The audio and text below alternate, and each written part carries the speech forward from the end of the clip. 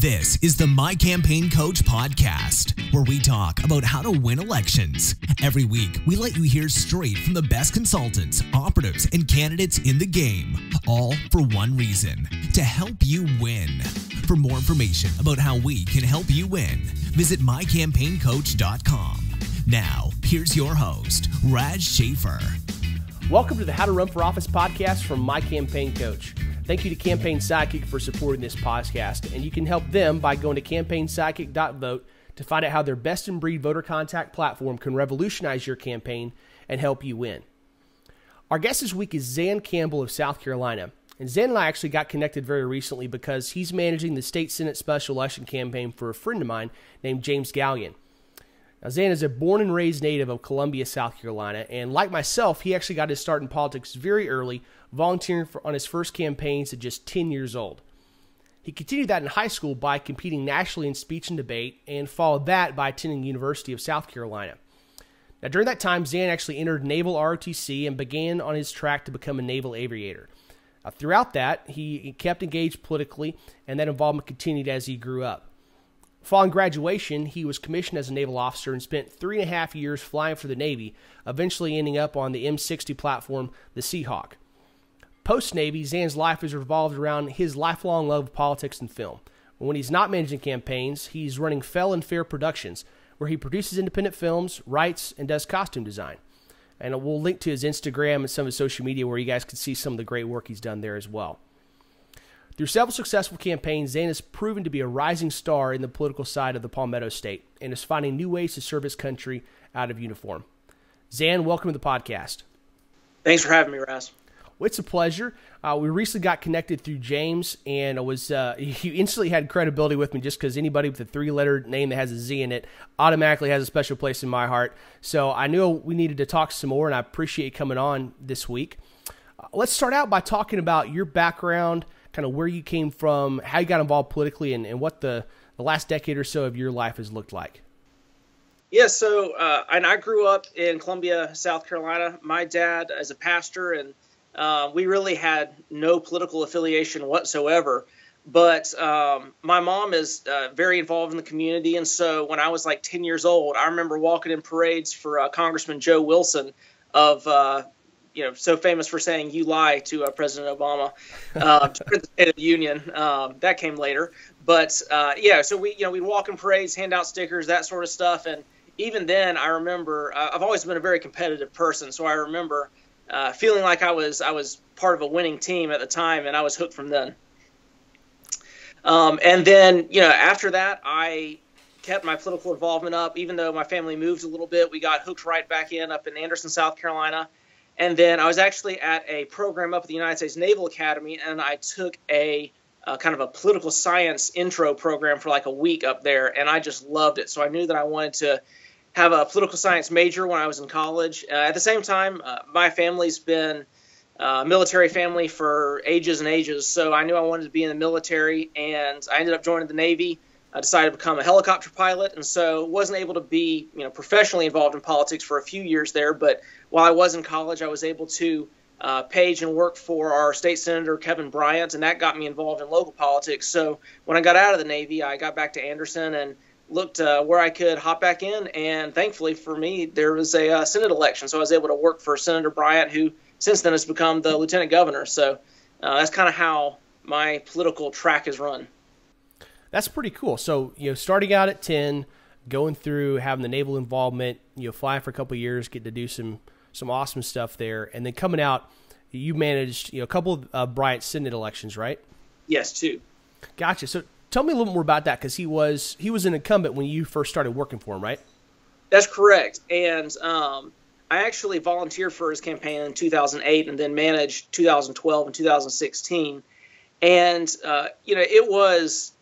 it was interesting because he was an incumbent. He had been politically active for a while. He had been the chairman of the local Republican Party.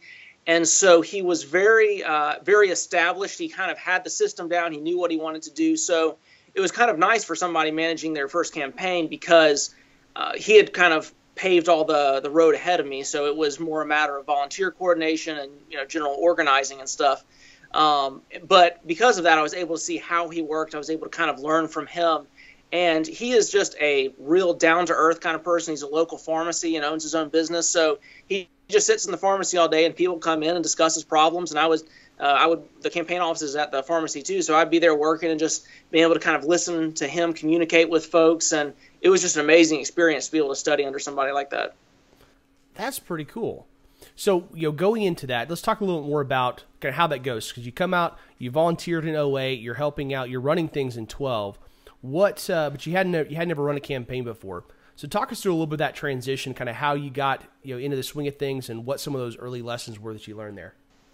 Yeah, so it's all about relationships. I mean, anything in politics is about relationships. And so one thing that I've always been involved in is, whether it was our local friends group or the different programs we had in speech or debate. I was a varsity swimmer, so I was captain of the swim team. So I've always been about building relationships, building organization, talking with people. And so if you learn how to be a good communicator, if you can get along with people, and you don't necessarily you don't have to know everything, but if you know where to find it, that's the key. So, or knowing the person that you can communicate with and they can help you out. So Right. That was really key in the first one was either knowing certain things or knowing where to find them. And of course, having Lieutenant Governor Bryant and Senator Bryant, working along with me was really great, because I could always go to him, and he had very low expectations. So that was. I had worked for 4 years in his office in Columbia, and so I had gotten to know him. I had gotten to know the district. I knew most of the folks that were politically active and involved. So it was just a matter of being willing to admit when I didn't know something, and then only kind of going to him and saying, okay, I really don't know this at the last resort, because usually I was able to communicate with people and figure out the question before having to go to him. So. Well, what you touched on there as far as knowing that district well, I mean, your longtime familiarity, having grown up there, and you having known that area and worked there, that as a campaign manager is an incredible asset, because you not only are able to shore up those relationships and build relationships in new areas, but you know who the people are, how they operate, the local culture. And in some cases, when you have campaign managers coming in from out of state or out of area, that there's something lost in translation there.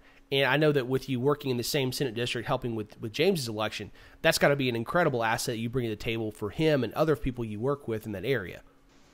It really is. And, knowing everything from the best place to put signs down to, where people commonly go to eat breakfast, and just being there. There's one local restaurant where probably half of Anderson goes at least once a week. And so just sitting in there, you can shake 50 hands just having lunch. So, it's knowing that networking, knowing what the culture values, the local, cultural hotspots and what's important and what they value is really key, because you can be the smartest person or the most, the biggest people person ever. But you walk into a place that you don't know, or you're not willing to learn the character of the people, then you're just going to have an instant disconnect that's very hard to overcome. Well, and that's especially a really important role for the campaign manager, right? Because whereas you may bring in a general consultant or something like that to know the really nailed down systems and processes and having decades of experience running campaigns, the campaign manager and the field teams especially, they've got to know the people. They have to know the area. And if you're coming in from out of area, then you're not going to know that. Even if you're coming from across town, I mean, here in North Texas, Dallas versus Fort Worth, where I live, there's a big difference in culture. And if you are coming in from San Antonio or Austin or out of state, you may not appreciate the differences there, and that may lead you to not be as effective.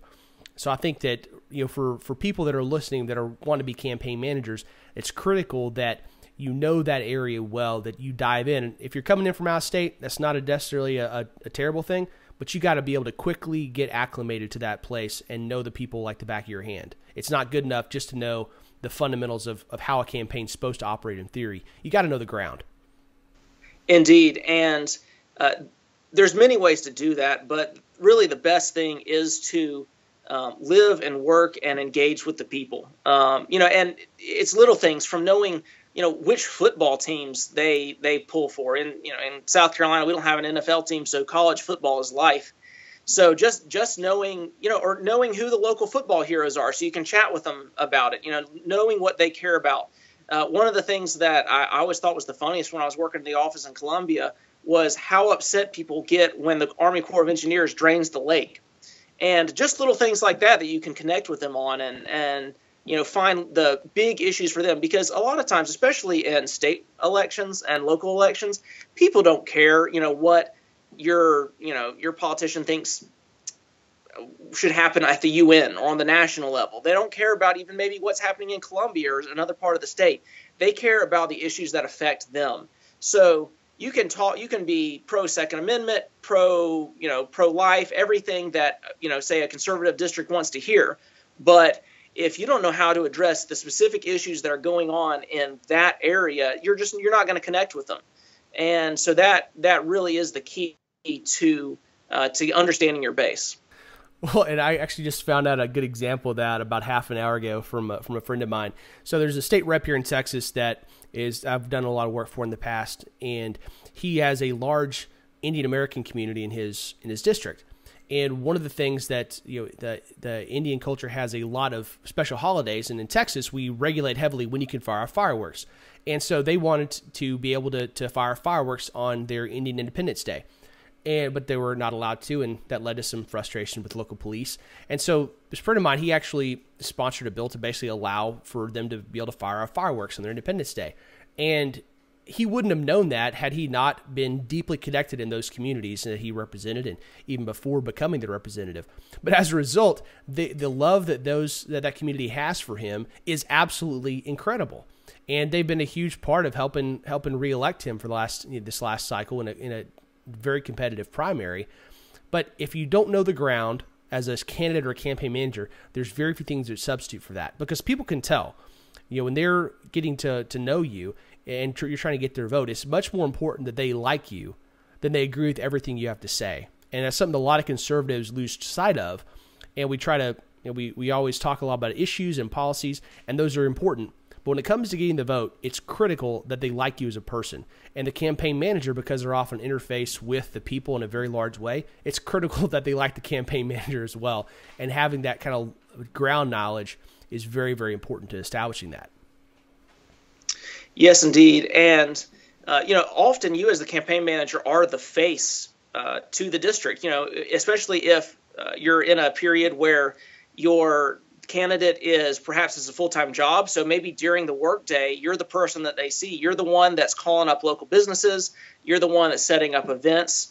And so having that ability to relate to them, you can't substitute for it. So now, one of the things that kind of teeing off that, the candidate having absolute confidence that their reputation being well taken care of by the campaign manager is really, really important.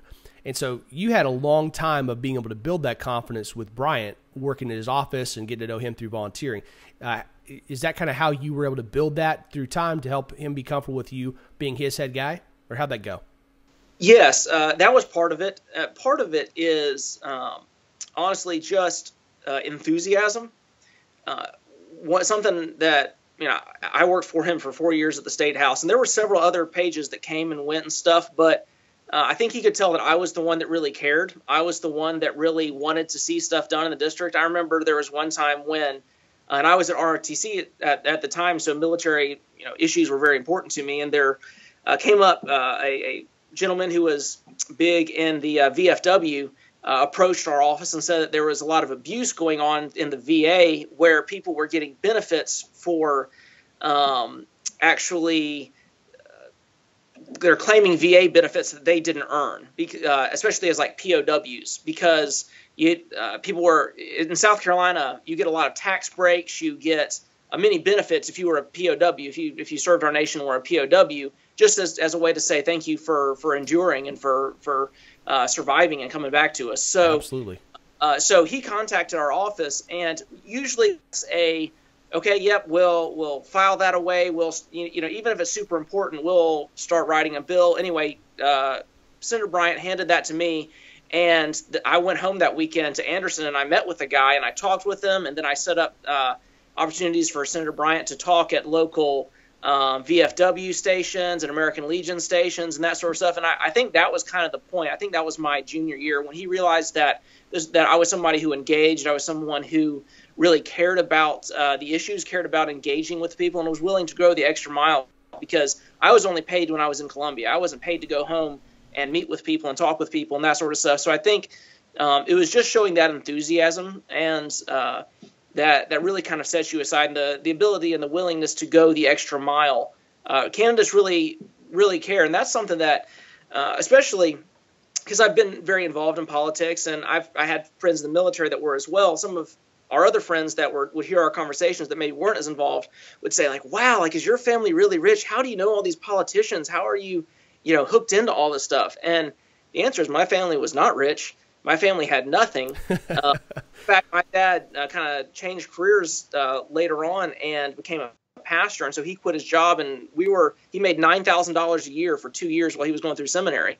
But during that time, like, we had feet and we had hands, we had smiles. So we would go to help out our friends who were running campaigns, and we just showed up. And especially for people who maybe you don't want to run campaigns, or maybe you're not sure and you just want to know about it. Like, the best advice that I can give is just show up, be enthusiastic.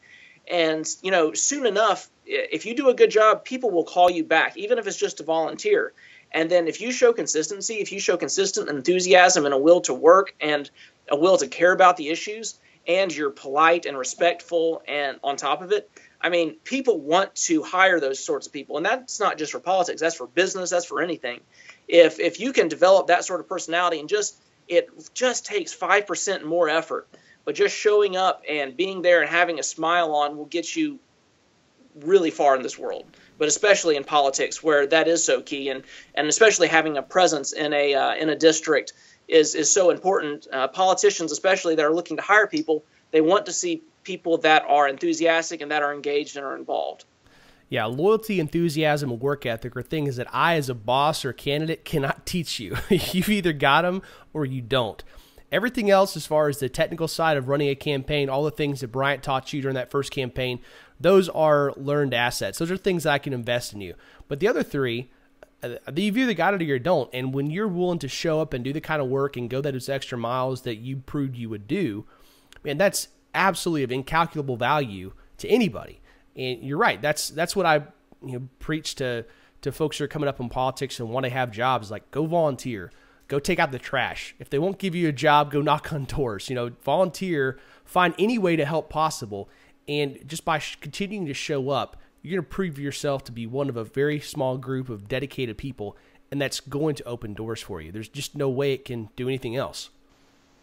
Yeah, there's no substitute for that. And, with any job, with any business, with any sort of profession, there's got to be a period where you have to pay your dues. When I was in the military, I was the guy that was on watch at midnight and on the weekends, and you have colors duty at random times and random out, and that's just what you do when you're the low guy on the totem pole, and that's not a bad thing. No, because what happens when you're on watch at midnight is you see how things work. When you're the person going door to door, and when you're the person that's volunteering at the weird hours and the weird events, you see how the process works. And I mean, I have a political science degree, but I took more classes on politics of the European Union than I ever did on local campaign management. Right. Yeah. And for people that do want to get a degree to go into this, I always say the best degree you can get is like a communications degree. Mm-hmm. A political science degree is great if you eventually, want to be like maybe a congressman or something. But it's good in that it helps you develop your worldview. You understand things that go on every day, especially in the news and stuff that most people don't even have a concept. They can't even begin to form a concept of what's going on. So it's good. It's useful. Don't get me wrong. But being able to communicate with people that's the bottom line. And that's as an individual, if you're willing to go out and do that on behalf of somebody for free, that's going to pay off in the long run. And even if you're like, what, I hate this, I don't want to do this, I'm just going to be faithful for the rest of this campaign and then I'm out. Even that will earn you respect of people that are in, potentially later on position to help you out, even if it's just, one day you have an issue. I remember that when I got out of the military, I was having an issue with the VA, and it was a simple call to the congressman's office and somebody who I had volunteered for years, and literally within a day the problem was solved. And so you're making an investment one way or another in your own future. So whether it's in a job or whether it's just in the ability to get things done and to have people that are in positions to make decisions that are in favor of you, I mean, either way, it's not a waste of time. Well, and there's a lot of value in remembering and even going back to those those dues paying activities, right? I recently was helping out with a petition project down in the Houston area, and we were helping kill a ton of new debt the county was trying to pass. $57 million they were trying to add without letting the voters cast a ballot on the subject. And so we were down there helping out with that. And I tell you what, I spent about a week walking about 9 miles a day, knocking doors and getting signatures myself. Now, that's not something that I particularly enjoy, but I'll tell you what, there was nothing that made me feel more in tune and helped me learn more about how that project should run, ways to be more efficient with it, and better ways to do it in the future than that experience. And I didn't want to do it. It kind of sucked, but we got it done, and I learned so much.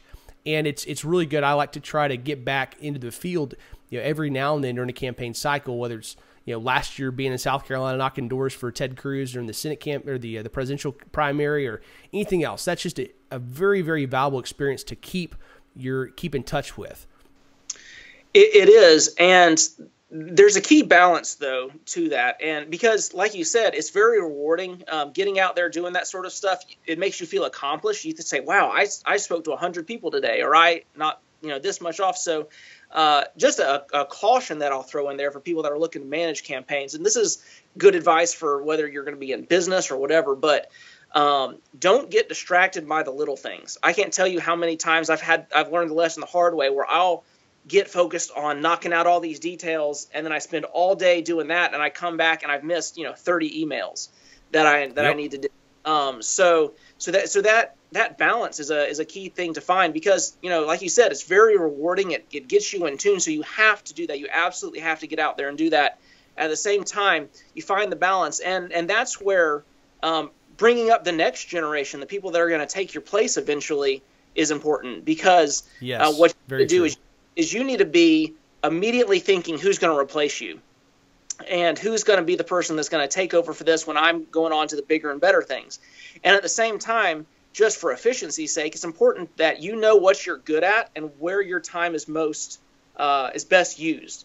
For example, there's some things like I can do a lot of campaign stuff. I do not touch money. I do not do accounting. It would take me 4 times as long, and I would do half yep. if we just pay an accountant to do it. So that's just one thing. So finding things like that where you can, pay somebody who can do it better and more efficiently, and then you spend your time doing, whatever. And that's as a candidate. That is as a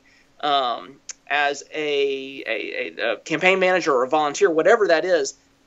Work where you're most efficient. Now you have to be well-rounded. You have to understand what everybody's doing because if you say, well, my time can never be best used by knocking on doors. But if you don't understand what knocking on doors is like, then you're really not going to understand what your volunteers are doing. You're not going to understand what your candidate is doing.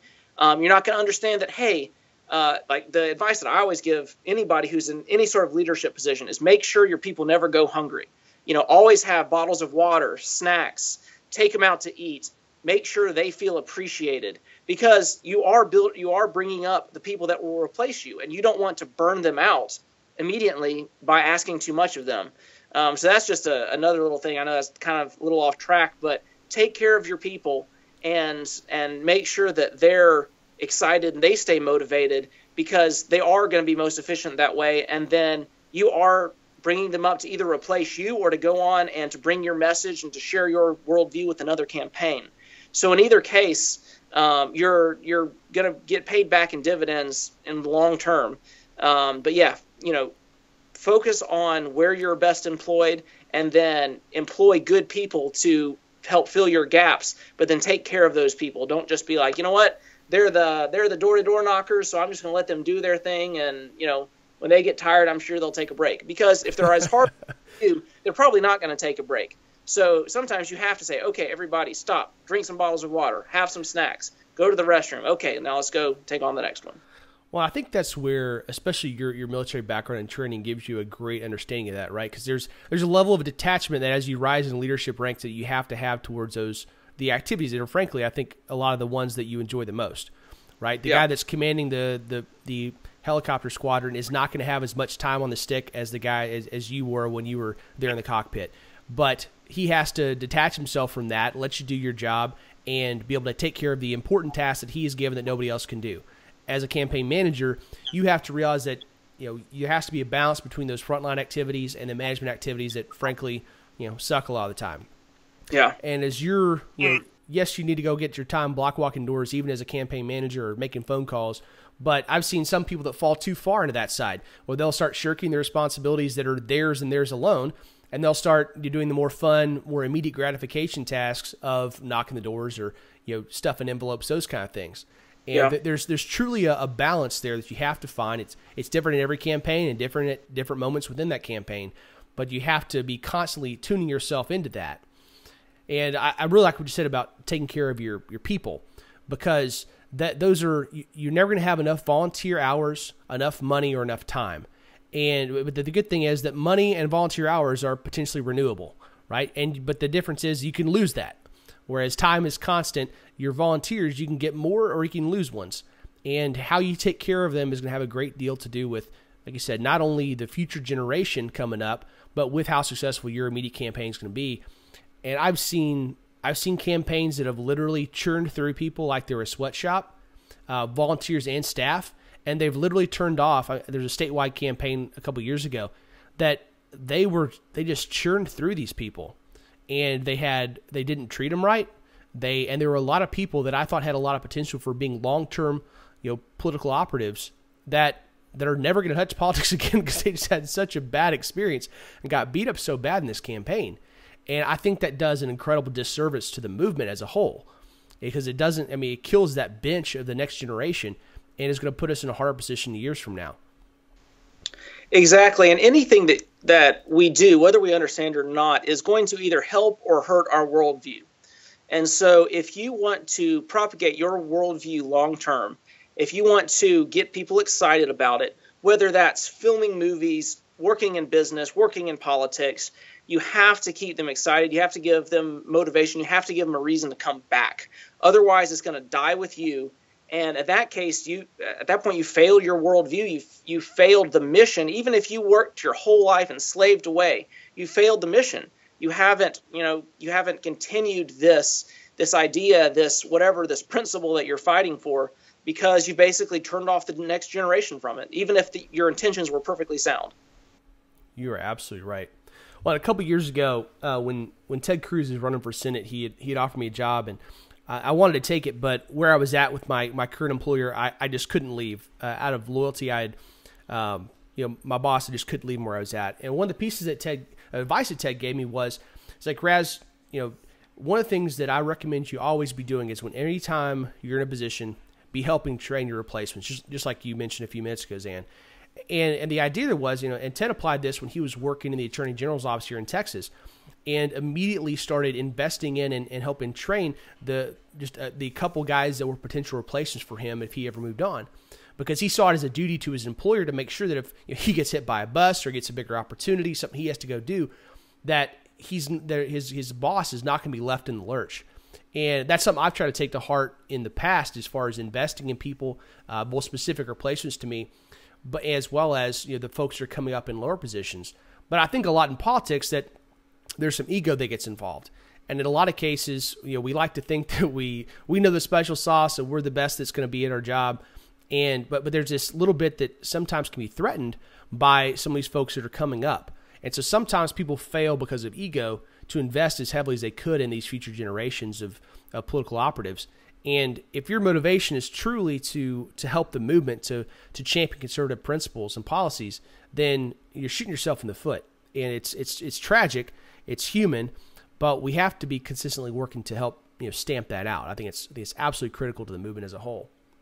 Exactly, and you could even do it for selfish reasons. I mean, I remember, especially in flight school, the better instructors, they'd always talk to us about why they cared and why they cared that we were good pilots and why we didn't cut corners. And why we did things efficiently and such, because they said, you know what, you're in flight school now, but in 2 years, you and I are both going to be out in the fleet, and we'll be in Iraq or we'll be in Somalia, and we'll be flying along. And it's not, when say I'm flying along and then I get wounded, all right, you're my 2P, you're now flying the helicopter. My life is in your hands in combat.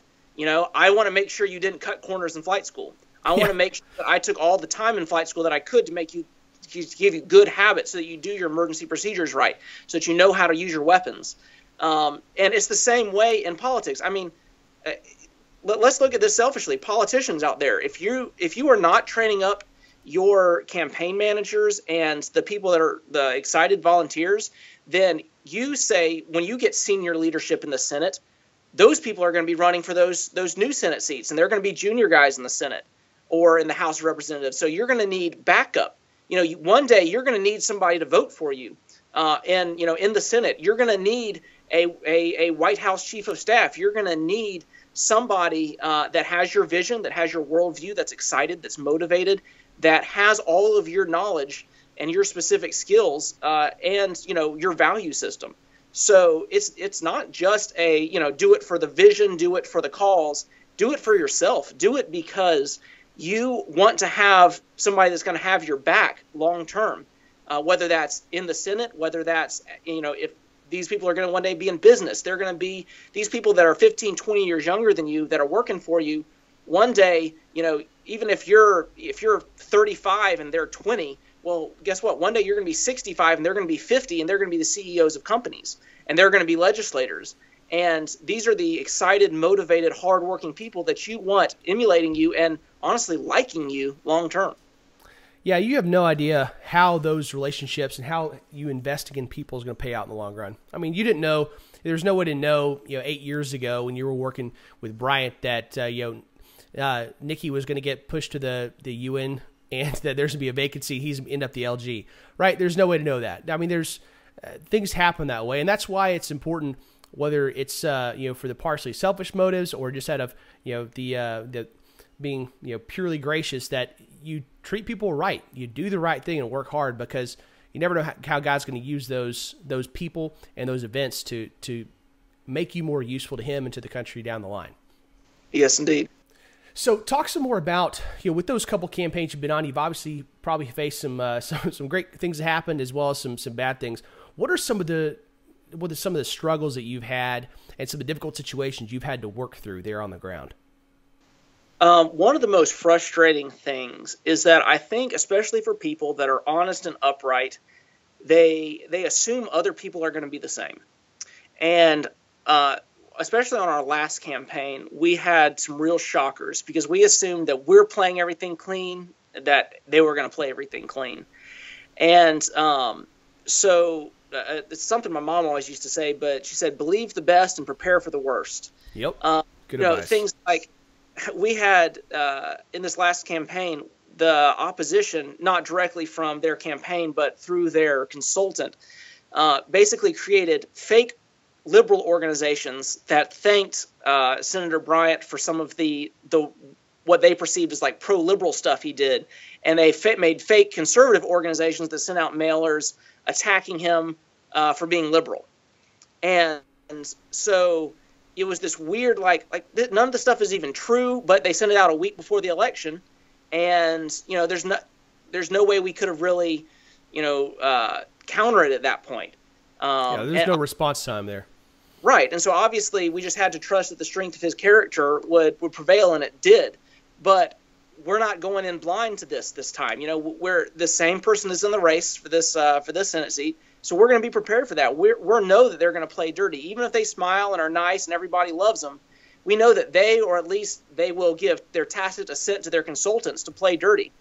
And so, the whole wise as serpents, innocent as doves thing is really key. Mm-hmm. And just going in with your eyes open, going in assuming that everybody is going to play dirty. So be cautious, be careful. Don't give them any legitimate reasons to attack you. And then when they have fake ones, let your strength of character be so pronounced throughout the entire campaign that people are going to just dismiss it as ridiculous political stuff. So that was one of the biggest struggles I had, but both within the campaign and personally, just understanding why is this happening? Why is the character of this man that I admire and I've worked for so long being attacked on really ridiculous, fraudulent stuff? That was hard, and that's something you have to get used to. I mean, you saw this in the Ted Cruz campaign, I'm sure, the whole Ryan thing. Yeah, there's plenty of that in the South Carolina race when we were down there. That was about the worst for us. I tell you, Senator Bryant endorsed Senator Cruz and spoke before him at several events. And so what happened was they actually created a Facebook page, and it was called – they were trying to build on the pro-Trump hype, and the page was called Lion Ted's Best Friend. And talk about how Kevin Bryant was Lion Ted's best friend and this sort of stuff. The thing that they didn't understand is that the conservatives were like, all right, like if this guy's Ted Cruz's best friend, this is awesome. But they were trying to capitalize on the whole drain the swamp, and that was hard because this was something I hadn't really dealt with before. But in the age of drain the swamp and get rid of the incumbents, we're dealing with a 12-year incumbent here. He's right. Running for his fourth term and trying to convince people that he's not the establishment, which is the truth. I mean, Senator Bryant was fighting people left and right all the way through. He formed what they called the William Wallace Caucus. Nice. And because they just end up getting crucified all the time for their standpoints, for their viewpoints. But he's not the establishment. So it was trying to convince somebody who's been there for 12 years because he has a base that doesn't like the establishment in Columbia, trying to convince people that he's still not part of them. So that was a unique thing, which thankfully I'm not really dealing with in this current campaign because we have somebody who's running for office for the first time. So that's something that at least they can't throw at him this time. But that was really frustrating, and it was really hard, and it was trying to find a way to show people that, listen, this guy has been fighting an uphill battle for 12 years, and he's still trying to represent you. He's not part of the swamp that needs to be drained. Well, as you know from having run these campaigns during presidential cycles for a while, there are just special factors that come into play when you're talking about when you have no control at the top of the ticket that you never see in those off-year races or these down ballot races. And in Texas, one of the interesting things, we had no idea how is Trump and Ted being at the top of the ticket, how is that going to play out? Is it going to be really anti-incumbent? Or because we in Texas have got to the point where a lot of the guys that I've worked with the last couple of years that we've got in that were the insurgents, I mean, they're now incumbents, and they're doing the same thing as your old boss as far as fighting back against that establishment and the more moderate Republicans and liberal ones. But they have to differentiate because now they can't say, hey, I'm running against the incumbent. They are the incumbent. And it was really a question of how, what's the bent going to be? Are these folks all going to show up and not knowing who the good guys and bad guys are down ballot? Are they going to kick out our old guys, the good guys? And the interesting thing was in Texas, we had incredibly low turnover as far as incumbents losing. Like there were more incumbents that won in the primary this last year than have in any of the past 4 or 5 elections. And the reason was everybody showed up to vote for top of the ticket and just voted the names they knew down ballot. And so there's incredibly low turnover, which is not at all what most people expected because they figured, hey, we got Trump and Ted, both anti-establishment guys, largely anti-incumbent, and so that's going to translate down ballot. But the increase in turnout was so high that it watered down any of that effect down ballot. And so your ability to anticipate some of those things, that's where kind of the sorcery side of campaign management comes in because very few people did. But you got to pay attention. And you have variances even within region. I mean, look at Carolina. We had a massive turnover rate. In the upstate area of South Carolina, of the 5 sitting senators, 3 of them lost. One of them won runoff, and Senator Bryant, who I was working for, won 51 to 49%. So, in that same year, there was a slaughter amongst I think there was a total of 8 senators that were incumbents lost, and we only have 46 in our Senate. So, that was a massive difference. So, now it may be because Ted was from Texas and a lot of people were more comfortable with him, being more, being in position, that sort of stuff. And I think South Carolina and Texas are different political climates. In South Carolina, you have basically 3 parties in the state Senate. You have the Democrats, the Republicans who used to be Democrats and then like the conservative Republicans. So that a lot of times gets convoluted because you'll see Republicans passing and even leading very liberal measures, but it's because it's the old former Democrat, Southern Democrat, Dixiecrat crowd that are pushing that, right, not the Tea Party guys. So that is interesting. It's just fascinating, those differences and how you have those variables at play in different elections that some of which you can anticipate, right, and some of which you can't. And it has huge impacts as far as how you run a campaign. For example, I'm huge on ground game. I'm all about knocking doors, and that's one of the things that I think nearly every campaign should do more of as far as individual direct voter contact.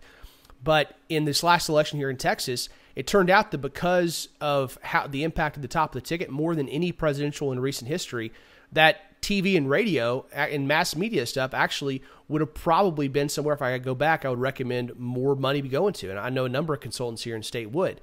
And that's something that no other election in recent history has had that big of an impact. But in this one, it did. And some people saw that. I didn't. But you have to be very attuned in to know how to allocate those resources depending on what's happening in the air and on the ground. You really do. And I mean, I got to see some of the insides of the Cruz campaign here in South Carolina, as I had a lot of friends that were involved in it. And Senator Bryant was working with the Cruz campaign. But I mean, Ted Cruz had, in my opinion, the greatest ground game I've ever seen, especially for a national scale election. Hands down. It was impeccable. And yet Donald Trump, who had almost zero ground game, won. Because it was the age of Twitter and, the most recent headline and that sort of stuff. So, but I think for local elections, you're right. Ground game is still going to be much more effective. But when it comes to the national scale, sometimes there's just factors that, you can't account for whatsoever. Well, in this case, there's a lot of disagreement even now among folks as far as saying, has it changed? Is it all going to be the mass media side now? And I think that we saw a somewhat special case here, right? There was an unprecedented amount of free and earned media that Trump got, and that was a huge factor that nobody has ever gotten that kind of attention. And so I think it's while he may running for re-election stuff may be a factor there as well. I don't think. I mean, I'll preach it till the day I die. There's like the day of block walking, that day of voter contact, even on the state and national level. I still believe that's an incredibly important tool. The Trump campaign and the RNC did a ton of that in the general. And in spite of a lot of the credit towards the mass media side, I think that had a big impact, especially in some of these close states where that Trump got the winning margin in.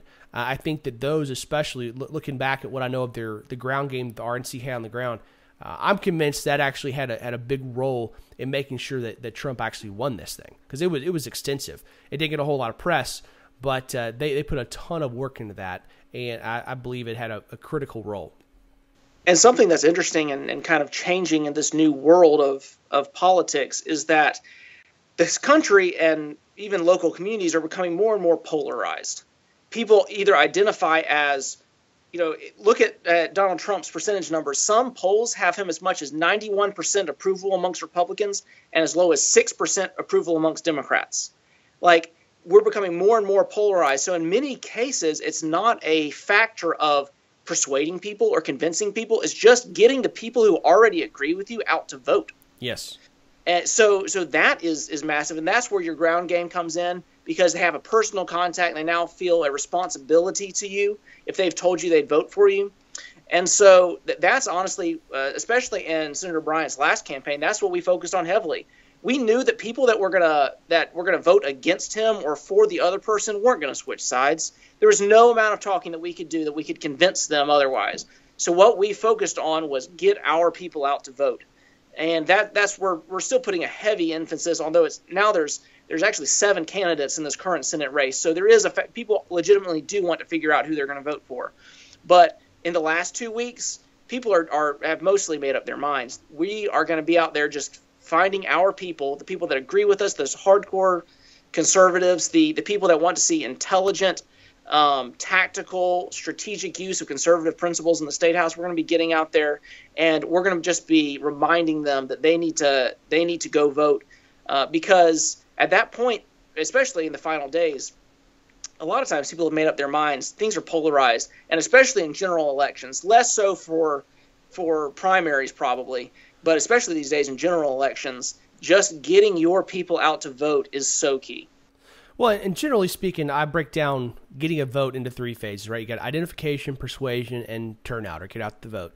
And what I've seen is in a lot of cases, when you've got an incumbent or when you have a lot of media attention on a race, your persuasion window, just like you talked about, that shrinks a lot as far as there are very few persuadable people. A lot of it comes in during the identification phase and get out the vote, so it kind of swings out more to the edges.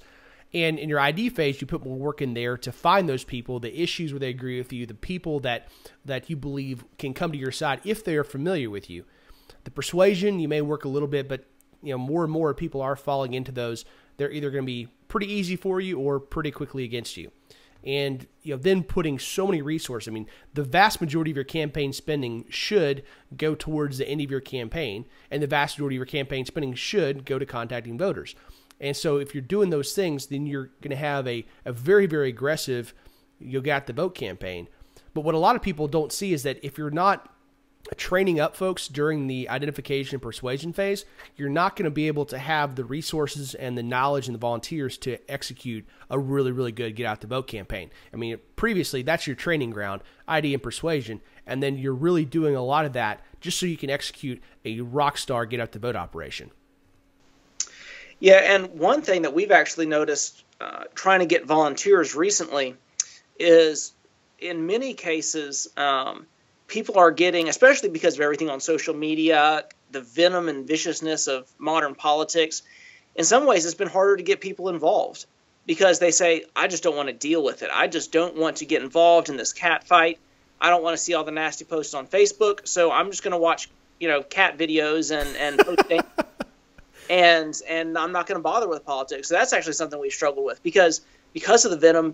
A lot of people that are strong conservatives are saying, I don't want the Republican label. I don't want to be called a racist. I don't want to be called I don't want to be called a hateful person, or I don't want people to assume that I hate gay people or minorities or something, so that they won't come out and put on the Republican tag. And that's something we've struggled with as well, where people say, listen, we'll support you, just don't tell anybody we are. Well, and that's got to be especially hard in y'all's current special elect situation, because typically we have a break between elections, right? And I mean, I know that after any given election, I am wrung out. I'm very, very, my personal goal every year since I first got involved is I want on election night, between when the polls close and early voting comes in, I want to be able to look in the mirror and know that I left it all on the field. And that means that for weeks afterwards, I'm wrung out. I don't want to talk about politics. I go on vacation. I don't want to see any political stuff on my Facebook. I just check out.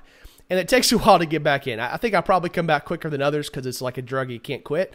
But when it comes to most people, especially after such a divisive election as 2016 was, the whole 2-year finagle, people want to break. And so you guys are in a very, very difficult position as far as being hit by that in a big way. Yeah, and so, it's going to be a matter of, like I said, it's going to be a matter of convincing people it's still important and that they still need to get out there and vote.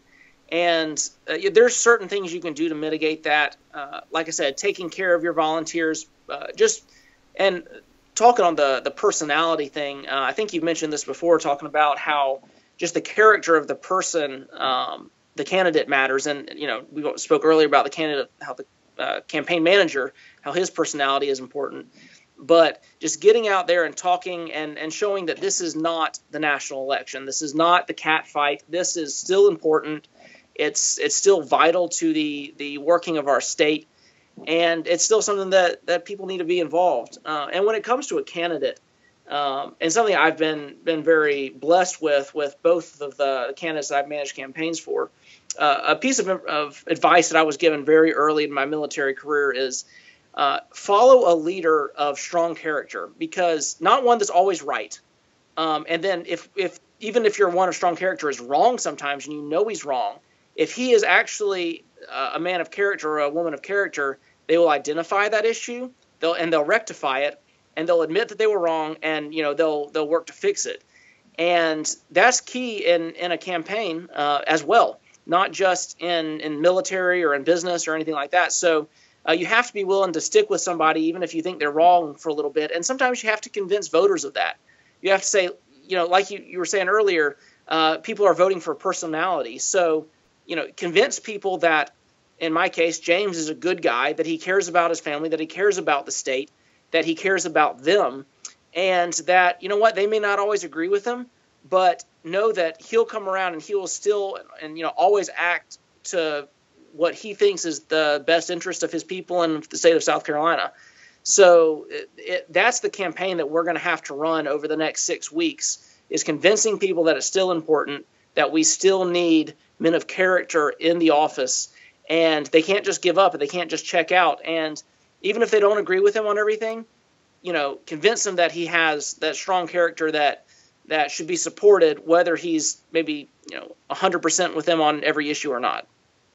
That's the selling point that I told folks when I was doing stuff on the road for Cruz and helping out on the Super PAC side of that, the presidential primary, and coming up with his Senate reelect, is knowing the character of the man. And I've always worked very, very hard, because I believe that the politics is really a calling that I've been that the guys put on my heart to be involved with. The results, the people that I work for and how they act in office is a reflection of what I've been able to do, even if it's only in a small way. And so it's important to me that I work for and help people that I actually believe are going to do the right thing. And so their character counts. And working with guys like Ted and Matt Krause and Connie Burton to get folks here that are more local in Texas, it's incredible to see them and get to see them behind the scenes, because those are people that are the same whether they're talking to a donor that might cut them a check for a lot of money, or on TV, or in debate, or talking to a bunch of Tea Party folks. It doesn't matter who they're talking to. They're the same person. They're going to say that they're for the same things. They're going to handle things the same way. And that's, that's very rare today in politics.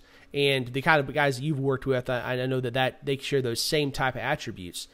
And I think that this is my hope, really. It's, we'll see if it plays out this way. But my hope is that as we see so much backlash against that partisanship, I'm hoping that people will come to believe that character matters again. That I can say, look, I may disagree with them on a couple issues. Maybe it's only 80% of stuff that I agree with them on, but I trust their character. I know the man. I know the woman. And I believe that they're going to do the right thing. Yeah, and, we've seen this and even amongst conservatives, it's one of the things that I think destroys conservatives, because conservatives are so principled. I know some, we have many very strong, hardworking pro-life groups here in South Carolina, and there are some very solid conservative Republican senators that were not supporting one of the pro-life movements that they were really pushing. And they were doing it for strong political reasons, trying to work in favor of the long-term pro-life goal. And they had those organizations coming up and saying, well, you're not really a Republican. You're not really a conservative. There's no way you can be a Christian. There's no way you can care about the unborn if you're not going to vote for this. And they're saying, look at our record. Look at us. What has ever, convinced you that we don't like babies? What has ever, when have we ever betrayed you? We promise we're working for your good. We promise we're trying to win the long-term goal. But, voting for a outrageous pro-life bill that's going to get, even if it passes, gets immediately overturned in court. You then have precedent of a ruling against it for the whole country. Like, why would you try to fall on your sword that way? And, but those wonderful pro-life groups who I think we all support were venomous towards them. And there's a point where you just have to trust on people's character, trust their background, trust their experience, and then trust their knowledge as professionals that they're going to be working in your best interests, whether it looks like that immediately or not. Well, and there's really a sphere where people of principle can disagree, right? And it comes in largely on a tactical level, but there are some of those areas where you can hold a principle strong. You can be unequivocally pro-life or unequivocally pro-Second Amendment, and have disagreements on how to get to the longer term stuff. And it's important that organizations and individuals that we're careful about picking which ones to beat people with, because sometimes they deserve it. Sometimes they're losing their way a little bit and they deserve to get kicked back on the path. And in some cases where it's just a circular firing squad. And honestly, in some cases, it's difficult to tell the difference between the two. And that's where prudence and judgment play a heavy role, which sadly there's not enough of either in politics today. Well, Zan, I'll tell you what, I thank you so much for your time. Do you have any kind of closing advice for folks that are looking to run for office or wanting to get involved in campaigns and politics as far as more volunteering or a job? I mean, I think we've covered it today. Know your district, take care of your people, have those principles. Be wise as serpents, innocent as doves, and just be enthusiastic, be involved, care, and the right people will take notice. Whether that's voters, whether that's your boss, whether that's your fellow politicians or your fellow candidates, people will notice if you're enthusiastic, if you care, and if you understand the issues facing your specific area. Well, Zan, I appreciate it. Thank you for service to our country in the Navy and for all the great work you're doing there in South Carolina. I'm really excited to see what you guys are able to do in James' campaign down there and looking for a win here in a couple weeks. So thank you for your time. We'll put your information in the show notes and hope people can reach out to you if they got any questions. And I'll look forward to talking to you again soon. Yeah, man. Have a good one. God bless. All right, thank you guys so much for listening. Remember to check out campaignsidekick.vote for information on how they can help your campaign win on the ground.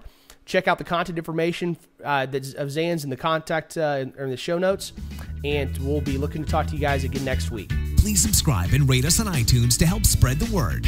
We'll be back with you next week with more campaign insights from My Campaign Coach.